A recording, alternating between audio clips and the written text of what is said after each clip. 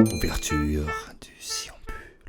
On met pas de crème fraîche dans la carbo? Dans la carbo? Dans la carbo italienne? Non. Non? T'es pas au courant de ça? Bah non, je ne savais pas. C'est vrai? Ouais. Non, Moi, je mets tout le jamais, temps surtout pas. gavé de crème fraîche. La carbo italienne, c'est la guanciale. Donc la guanciale, c'est la joue bajou de porc qui est travaillée comme une charcuterie, comme de la poitrine en fait. Donc travaillée au sel, aux épices, etc.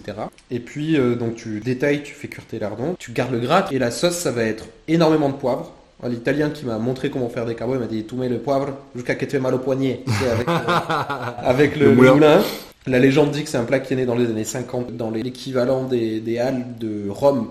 Donc cette espèce d'endroit qui était l'ancien Rungis, en fait, les halles de Paris. C'était un endroit avec tous des étages entiers, des dizaines de bouchers, des dizaines de primeurs, des dizaines de poissonniers, des dizaines de charcutiers. Et voilà, ce monde ou presque ouvrier, artisan de la bouffe. Et que donc c'était un plat de boucher qui buvaient, qui étaient alcooliques et qui fumaient 4 paquets par jour. Donc c'est des gens qui avaient plus de palais, qui se mettaient une tonne de poivre, c'est très gras. Okay. Et en fait c'est ça, donc tu fais frire tes lardons, ta guanciale qui est bien plus gras que la plupart des charcuteries qu'on a.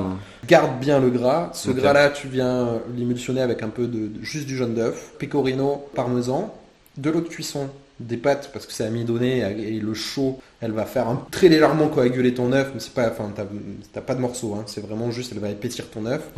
Elle va y faire rentrer le gras, elle va y faire rentrer le fromage. Tellement envie, là. Et donc tu te mets tout ça, plein de poivre, tu sors tes pâtes, tu te les jettes dans ce truc là, ça peut se faire dans un saladier à côté, ou donc tu as ton jaune d'œuf, ton gras, à la fin tu viens de te mettre une petite louchette pour avoir ta texture crémeuse avec l'eau de cuisson, et boum tu jettes tes pâtes dedans, et c'est que ça, il n'y a pas de crème, il n'y a pas de lait, il n'y a rien de laitier à part aussi le fromage qui apporte son épaississant, qui a quand même son rôle épaississant.